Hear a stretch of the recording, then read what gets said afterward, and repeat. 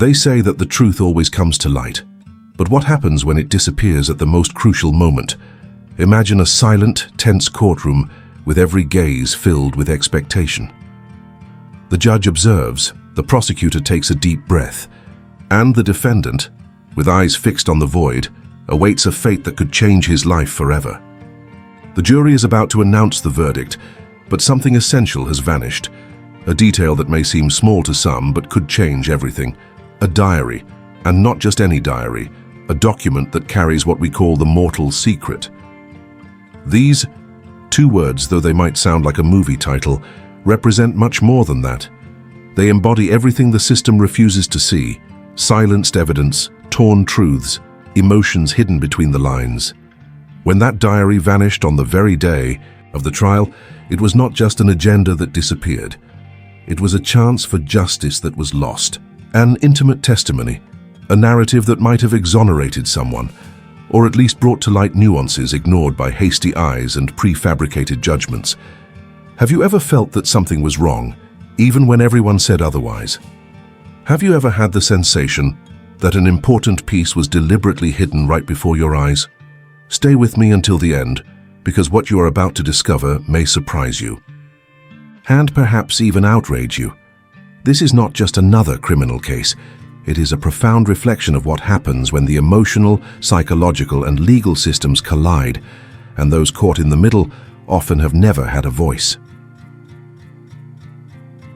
Criminal. Psychology teaches us that visible behavior does not always translate to the truth of the facts, that silence can be more deafening than screams, and that innocent people do not always manage to defend themselves in the way the court demands. When the verdict is about to be read, and the air weighs like lead, the absence of that diary is not merely a technical detail. It is a silent scream of what has never been heard. And this absence, this gap, this void, can condemn someone forever.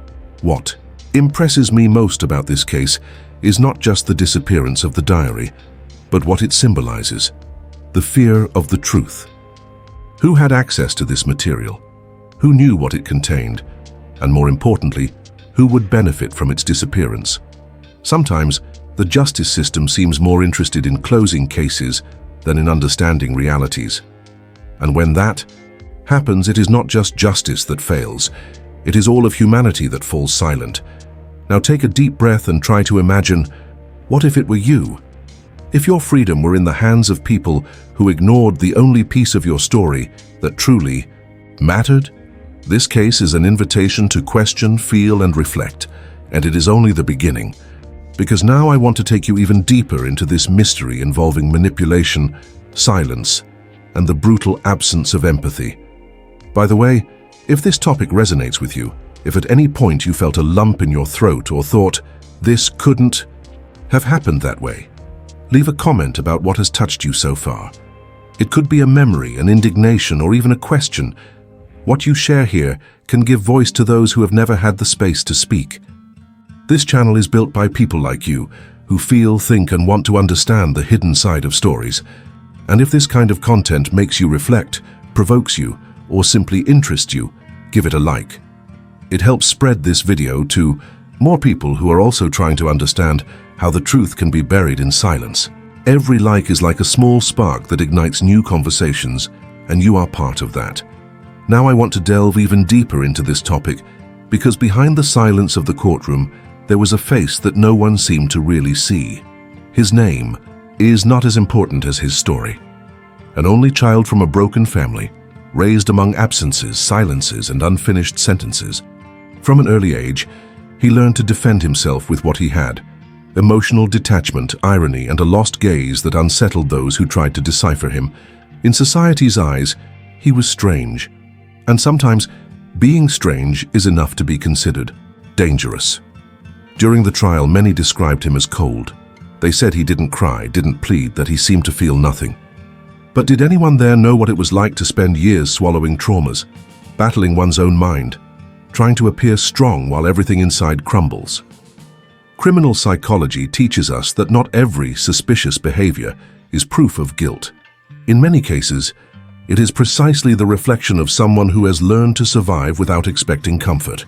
It is as if the world had taught that showing pain was an invitation to abandonment.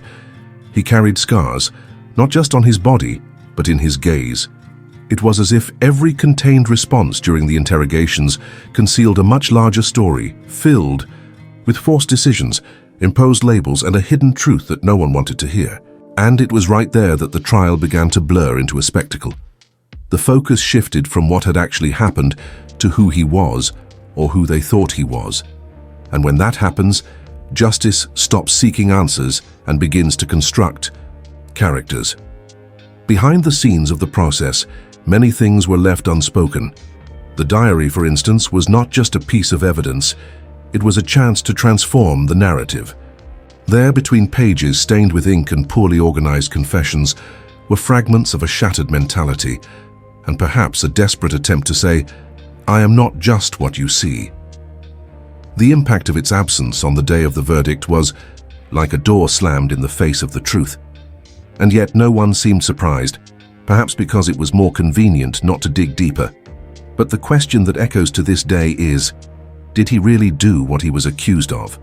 Or was he just another name crossed out by a justice system that did not want to see beyond the surface? Because the guilty are not always the strangest, and the innocent do not always know how to defend themselves. There is a very thin line between silence and abandonment, between behavior and context. And this line, in this case, was completely ignored. Because behind the figure of the accused and all the doubts surrounding his story, there was something that from the beginning seemed out of place. A simple, discrete object, but layered with meaning. The diary. It was not found by chance. It emerged during a cleanup, hidden among old clothes at the back of a closet, as if someone wanted it to be discovered, but only at the right time. And perhaps the right time never came. Whoever wrote those pages was someone close to the defendant, someone who saw what no one else saw, who experienced the behind the scenes of that story and chose to record everything without filters. The early pages were almost trivial, talking about the daily routine, loose feelings, small emotional pains. But gradually, the tone changed. The words gained weight.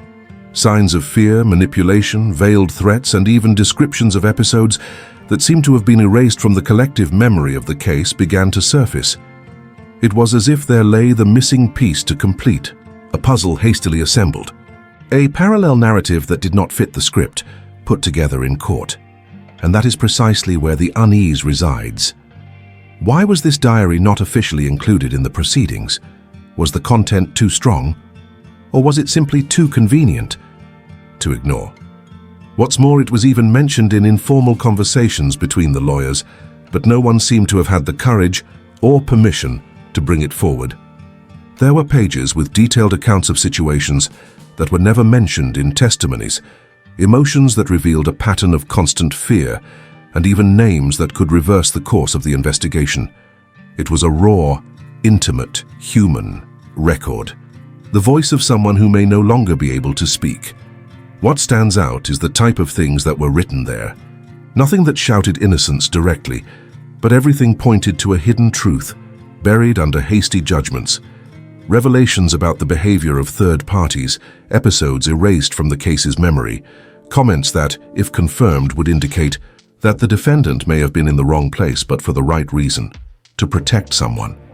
It is at this point that emotional impact intertwines with investigative logic, because what was in that diary was not just information, it was context, and context in a courtroom can change everything. The mentality behind the omission of this material reveals a structure more interested in quick solutions than deep understanding. It was as if everyone involved made an unconscious choice to proceed with the pre-existing script, even knowing there was a gaping hole in the middle of it. And then, uncomfortable questions arise. Who had access to the diary?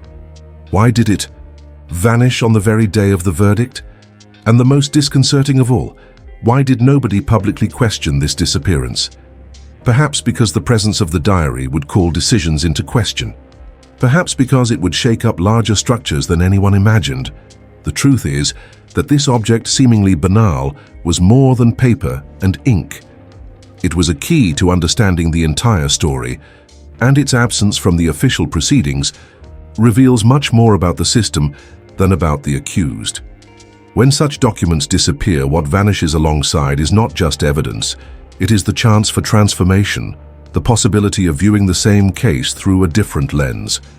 And when justice denies itself the use of new lenses, it loses its clarity, and the truth escapes through the corners. The truth is that this object, seemingly banal, was more than paper and ink.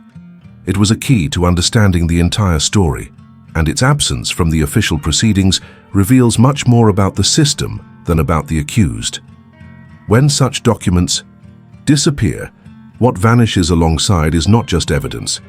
It is the chance for transformation, the possibility of viewing the same case through a different lens. And when justice denies itself the use of new lenses, it loses its clarity, and the truth escapes through the corners. Now I want to dive even deeper into this topic, because to understand the true value of that diary and the impact of its disappearance, we need to look more closely at what was left unsaid. In many cases, silence speaks louder than any testimony. And this is not a figure of speech. It's clinical reality. In criminal psychology, there is a common pattern among victims of severe trauma, the difficulty of clearly narrating what they've experienced, not out of deceit or omission, but because the mind, in an attempt at self-protection, blocks or distorts memories to avoid an emotional collapse. And this, in court, becomes a weapon against those who most needed to be heard. Imagine someone who grew up in a household where showing weakness was punished with indifference, or someone who spent years hearing that no one would believe their version. This mentality molds itself in silence. It's not that the person doesn't want to speak, it's that they have learned that speaking doesn't help. When this pattern repeats itself for long enough, it becomes an emotional habit. And in a cold technical environment like a trial, this translates to indifference, coldness, or even deceit. But behind this apparent calm, there is often an internal chaos screaming for help. The hardest part is realizing how the system, with all its structure, is still fragile in the face of these nuances.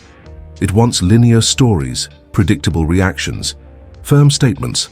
But true pain is not linear. Trauma doesn't follow a script. There are victims who tremble when they speak.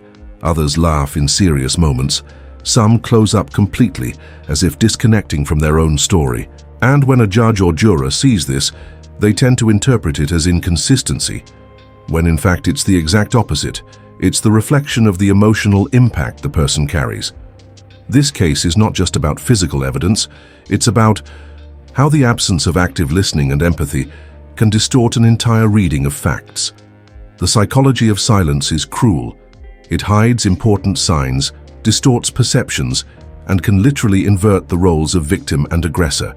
That is why, when the diary disappeared, what was lost was a bridge to that invisible layer.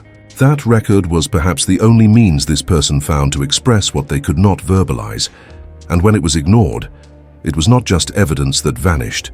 It was a part of the emotional identity of that narrative that was ripped away. Now, I want to delve even deeper into this issue, because when we calmly observe the behind the scenes of this investigation, it becomes difficult not to feel a growing discomfort.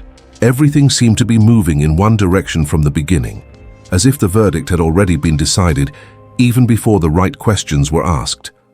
Rather than seeking understanding, the process seemed to want only a conclusion, and this changes everything. It wasn't an investigation. It was almost a script being followed, step by step, with each detail that did not fit simply discarded or forgotten. Evidence that disappeared without justification, testimonies that contradicted each other and yet were treated as absolute truths. People who claimed to have seen things at impossible times, and others who changed their versions more than once. But instead of raising doubts, this was treated as irrelevant detail. The focus always returned to the accused, as if the truth depended solely on the image they had constructed of him. And when the investigation begins to mold itself to the profile that suits, it ceases to be a search for truth and becomes a rehearsal of guilt. It's as if the system were in a hurry, an urgency to show results. And in this rush, those who suffer most are precisely those who have no voice, who do not know how to defend themselves, who have never learned to play this game with the invisible rules of power. The mentality behind this conduct reveals much about how important decisions are made, not based on concrete facts, but on perceptions, moral judgments, and conveniences. This is not justice, it is control. And control does not seek answers, it imposes narratives. This case has become an uncomfortable mirror of a system that cannot tolerate gaps. It prefers to forcibly fit everything than to admit that it might not know what really happened. And when this happens, the truth becomes a threat. Because the truth, in this context, does not set free. It destabilizes. It reveals fragilities that the courts are not prepared to face. But ignoring these flaws does not make them cease to exist. On the contrary, they grow, they repeat, and they shape a scenario where justice seems increasingly distant from its own essence. Comment below, seeking answers is more important than pointing fingers, just so we can continue this journey to see what many pretend not to see. Now I want to dig even deeper into this subject, because the most unsettling point of this entire story might not even be the content of the diary, but the exact moment it disappeared. One day before the verdict reading, it wasn't weeks or months before, it was when the tension was at its peak, when every detail could change the game. This doesn't sound like coincidence, it sounds like choice, and not just any choice, a planned decision with precise calculation that would directly benefit those who did not want certain truths to come to light. And when silence favors someone, it ceases to be chance and becomes strategy. Who had access to the diary in the days leading up to its disappearance? Where did it circulate? And why, after so much initial uproar, did it simply vanish without a trace, without protocol, without serious investigation? The chain of custody was ignored, the movement records were shallow, and no one took responsibility for anything at all. The official justification was misplacement, as if it were a lost envelope in the mail. But when what goes missing is the only piece that brings emotional and psychological perspective to a confusing narrative, the impact of this is devastating, not only for the case, but for trust in the entire system. There is a very fine line between human error and manipulation, and what this disappearance suggests is something much deeper than an operational failure. Behind the scenes of justice, documents disappear, evidence is reclassified, and decisions are influenced by invisible forces, power, reputation, institutional interests. The diary was too uncomfortable. It didn't serve the script. It was like a piece that didn't fit into the puzzle they wanted to display. And when a piece doesn't fit, it is often discarded, even if it is the only one with the truth printed on it. The truth hidden behind this disappearance points to something that goes beyond the courtroom. It reveals a pattern, a system that in the face of an uncomfortable truth prefers to erase it. Silence in this case was not just an absence of words, it was a calculated movement, and those who understand manipulation know when someone erases evidence, it is because they know exactly what it would reveal. This is the type of impact that is not measured only by technical evidence, but by the shift in mindset it provokes in those who still believe that justice is synonymous with transparency. Because, even with the official disappearance of the diary, some excerpts survived, fragments hastily copied, phrases that were photographed by someone who perhaps knew the risk that material faced. These pieces leaked like whispers of a forbidden truth, and what was read there, even incomplete, was enough to raise the alarm that something was very wrong with what had been presented in court. One excerpt said, "He only stayed silent because he knew that if he spoke, someone would be hurt even more." Another noted, "It's not his fault I asked him not to say anything." These phrases by themselves dismantle an entire narrative. They carry pain, complicity, and the kind of loyalty built in extreme situations. They are not statements of technical defense. They are screams disguised as calm words. And even without a signature, it was obvious to anyone familiar with the dynamics of the case who had written that. The content did not directly exonerate the defendant, but offered a new perspective, more human, more complex, more real. It was the kind of revelation that didn't fit into a courtroom wanting quick answers and closed conclusions. The most tense part is knowing that these excerpts were even informally mentioned during the behind-the-scenes of the trial. One of the prosecutor's assistants reportedly saw the copies before they mysteriously disappeared. A juror commented, after the verdict, that he heard about some notes, but that this was never officially brought to light. It's as if everyone felt the weight of those words, but chose to ignore them.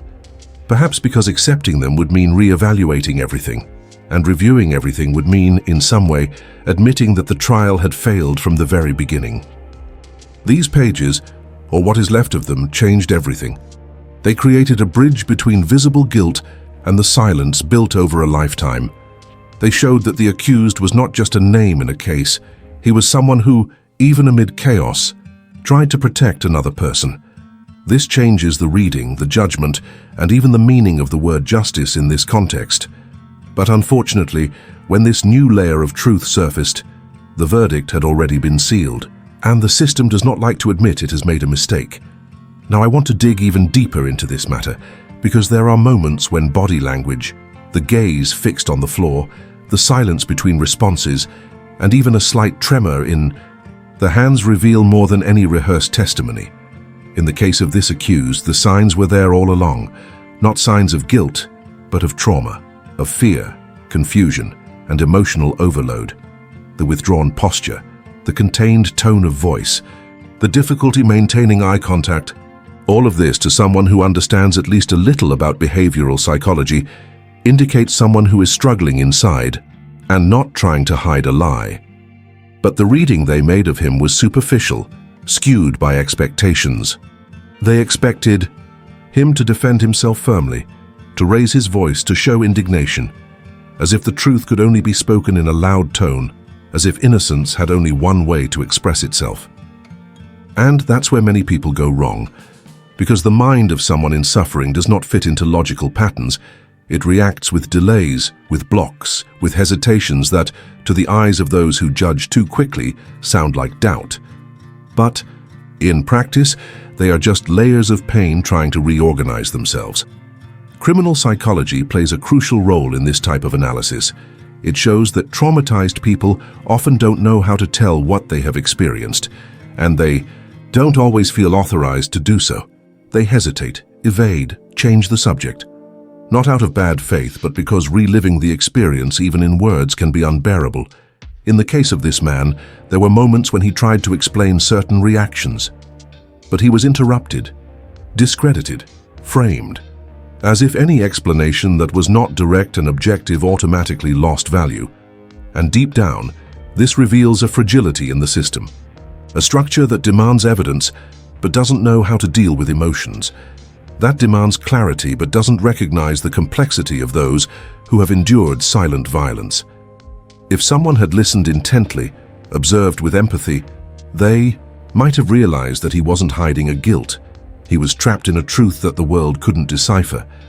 Because sometimes the mind says what the lips cannot, and when no one is willing to listen to that language, the error becomes inevitable. Now I want to delve even deeper into this issue, because the moment of the verdict was the point where everything that had been ignored finally collided with the inevitable. The room was crowded, but it felt empty. The judge adjusted the papers, the jury returned in silence, and outside the world continued spinning, without knowing that inside someone's life was about to be turned upside down.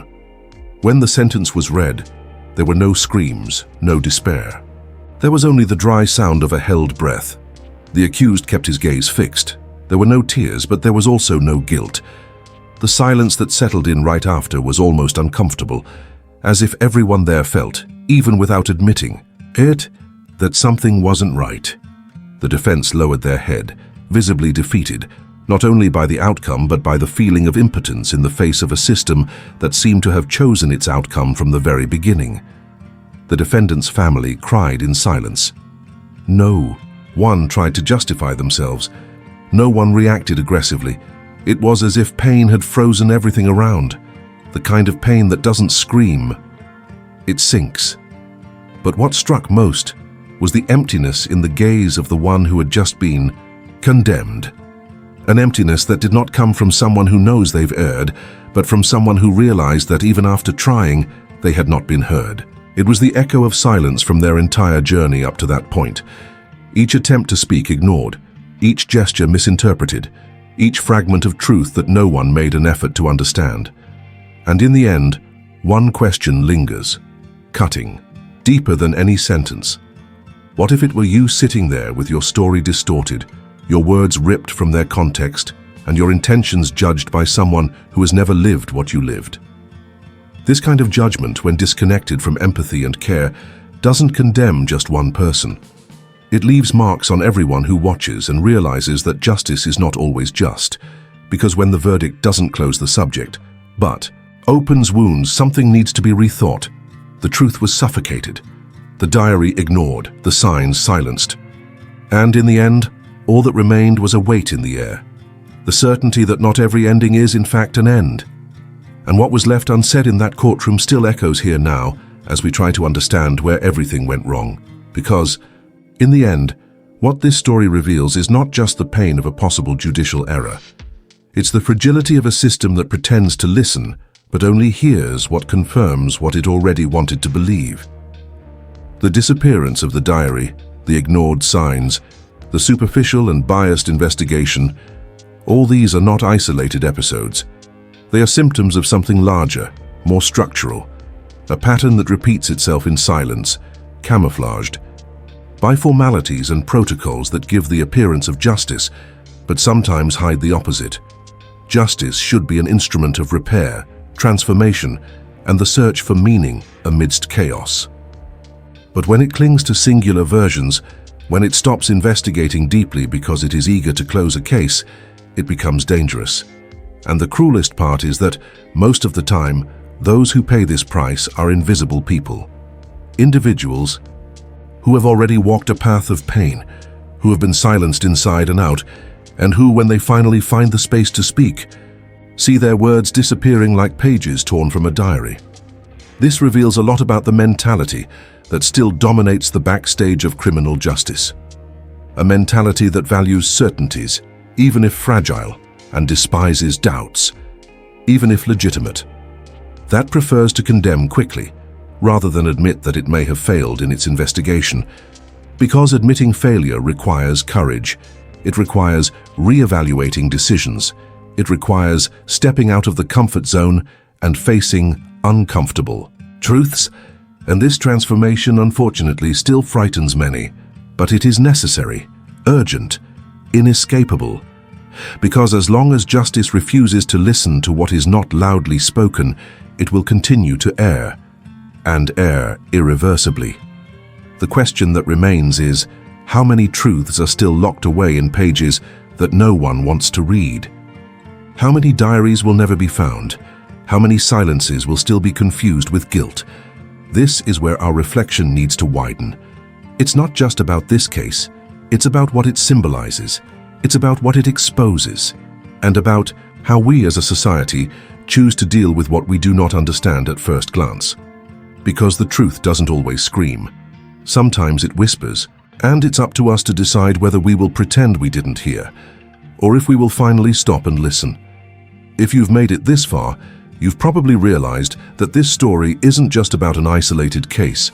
It's about how the truth can be silenced right before our eyes.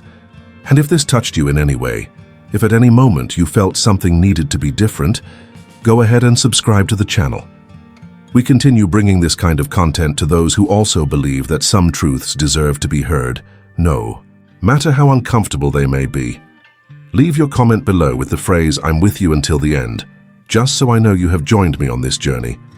Your comment and your like show that this kind of reflection has value, that this conversation needs to continue. Not just for me, but for those who still do not have a voice. And if you want to keep diving into this universe of backstage, decisions and hidden truths, check out our playlist with other stories or see the story of the guilty one if they were still on the run. Click and continue with me over there. The conversation isn't over yet.